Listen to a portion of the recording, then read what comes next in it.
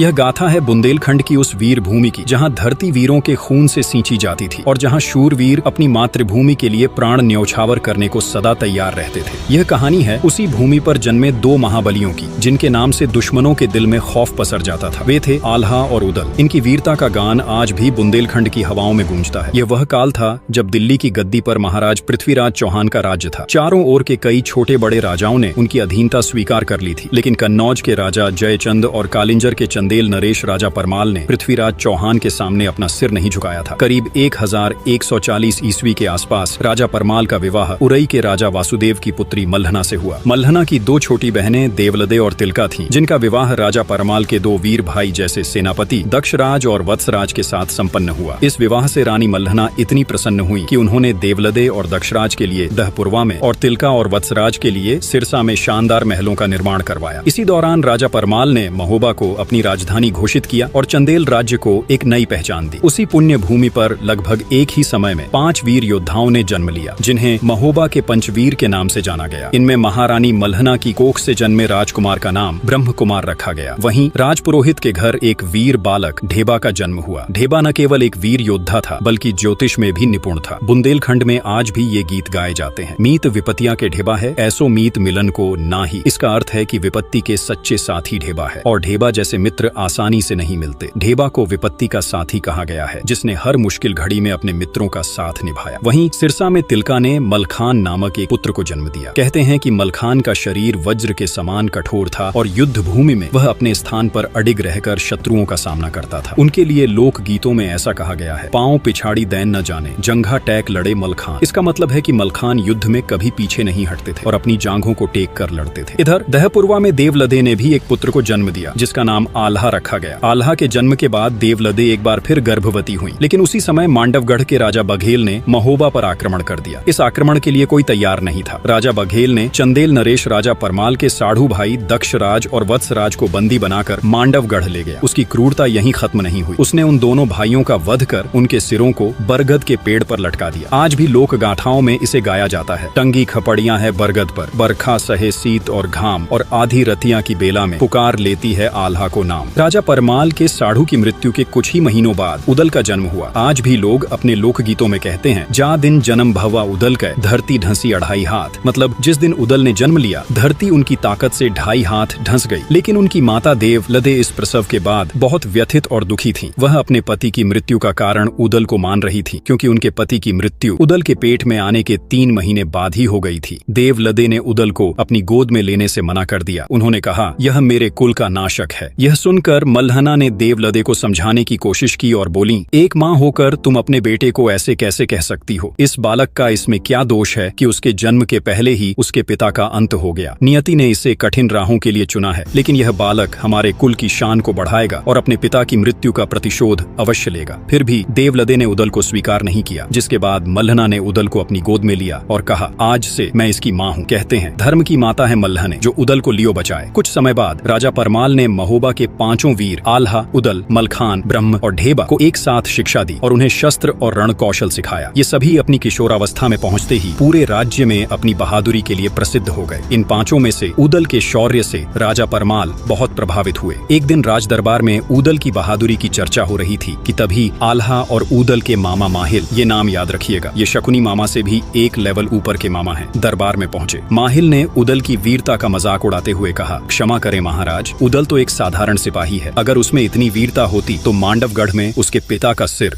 यूं लटकता न होता। माहिल ने वह बात बोल दी जो राजा परमाल इन 5 से छिपा कर रख रहे थे। माहिल ने राजा परमाल के सामने एक चुनौती रखी और कहा, महाराज, अगर उदल सच में वीर है तो वह मांडवगढ़ जाकर अपने पिता और चाचा के सिर को वापस लाए और उनका सम्मान पूर्वक अंतिम संस्कार करे, क्योंकि बाप का बैरी जो न मारे ओकर मांस गिद्ध ना खाए। मतलब जो अपने पिता के हत्यारे का बदला नहीं ले सकता, उसका मांस तो गिद्ध भी नहीं खाते। यह सुनते ही पूरे दरबार में सन्नाटा छा गया। राजा परमाल माहिल को शांत करना चाहते थे ताकि यह बात उदल तक न पहुंचे, लेकिन किस्मत ने खुद उदल को यह चुनौती सुनने के लिए वहां ला खड़ा किया। तभी राजा परमाल ने माहिल को कहा, आखिर तुम चाहते क्या हो कि प्रतिशोध की आग में इनका सिर भी वहीं टंगे मिले? तभी उदल ने दरबार में प्रवेश किया और पूछा, किस बात की चर्चा चल रही है महाराज? माहिल ने उदल को देखा और कहा, प्यारे भांजे, मांडवगढ़ में तुम्हारे किसी अपने की खोपड़ी टंगी है। अब तुम अपनी माँ से जाकर पूछो कि आखिर वह खोपड़ी किसकी है। अब वह सच जिसे राजा परमाल छिपा कर रखना चाहते थे उदल के सामने आ चुका था। ये सुनते ही उदल दरबार छोड़कर तुरंत अपनी माँ देवलद्दे के पास गए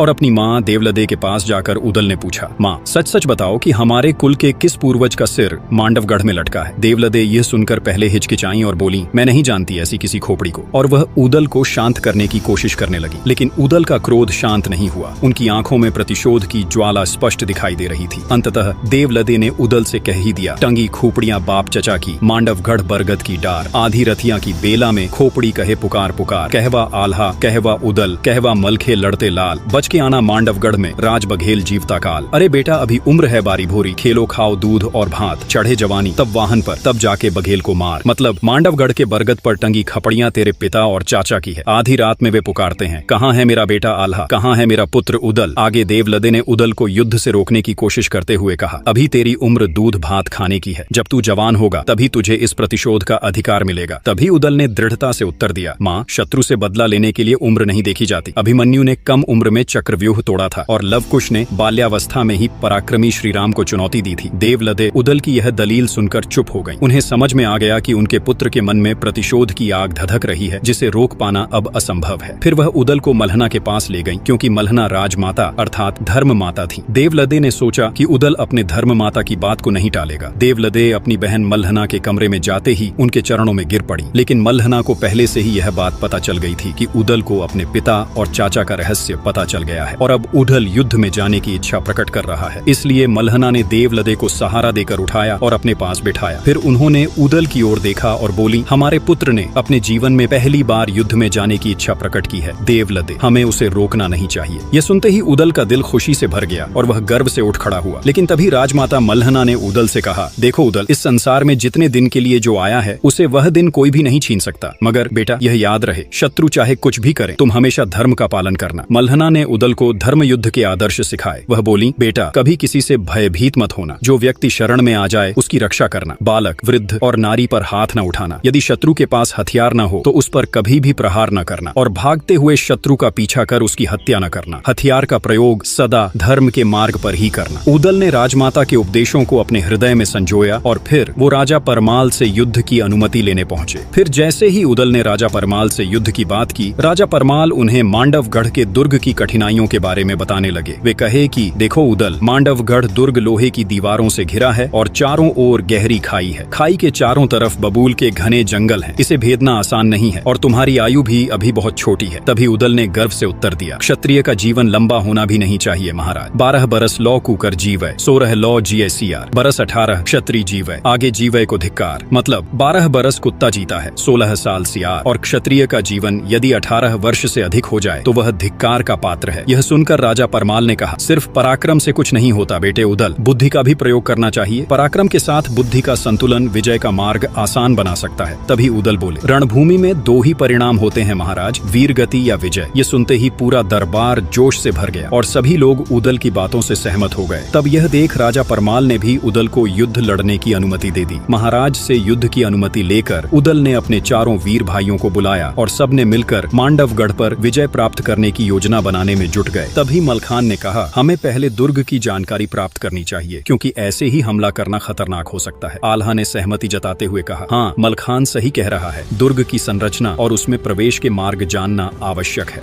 ब्रह्मा ने अपनी बात रखते हुए कहा, अगर हम दुर्ग में किसी को अपने पक्ष में कर सकें तो हमारा कार्य सरल हो सकता है। ढेबा ने उनके प्रस्ताव को समझते हुए कहा, दुर्ग के किसी सैनिक को अपने पक्ष में करना जोखिम भरा हो सकता है। क्या होगा अगर उसने हमारे साथ धोखा कर दिया तो? इन चर्चाओं के बाद सभी ने यह निर्णय लिया कि वे योगी का वेश धारण करेंगे और दुर्ग में प्रवेश करेंगे। 5 भाइयों ने योगी का रूप धारण किया और अपनी माताओं से मिलने गए। योगी के वेश में होने के कारण उनकी माताएं भी उन्हें पहचान नहीं पाईं। उन्होंने इन्हें साधारण योगी ही समझा। इस बीच महोबा के दरबार में राजा परमाल ने आल्हा को महोबा के सेनापति के रूप में चुना। पूरे दरबार में सेनापति आल्हा की जय के नारों से गूंज उठी। तब राजा परमाल ने महोबा के वीरों को उनके घोड़े सौंपे। आल्हा को किलिया, ब्रह्मा को हरनागर, ढेबा को मनोरथ, उदल को बुला नाम का घोड़ा दिया गया और वहीं मलखान को कबूतरी नाम का घोड़ी दिया गया। महोबा की सेना ने युद्ध की पूरी तैयारी कर मांडवगढ़ की ओर कूच किया। मांडवगढ़ के दुर्ग के पास बबूल के घने जंगलों में सेना ने पड़ाव डाला। उस दिन सेना का नेतृत्व ब्रह्म कुमार को सौंपा गया, जबकि बाकी चारों वीर उदल, आल्हा, मलखान और ढेबा योगी का वेश धारण कर दुर्ग में प्रवेश करने की योजना बनाने लगे। योगी का भेष होने के कारण कोई उन्हें शक की नजर से नहीं देख रहा था। थोड़े ही समय में वे किले के मुख्य द्वार तक पहुंच गए। वहां तैनात द्वारपाल ने उन्हें रोकते हुए पूछा, आप लोग कौन हैं और यहाँ क्यों आए हैं? आल्हा ने शांत स्वर में उत्तर दिया,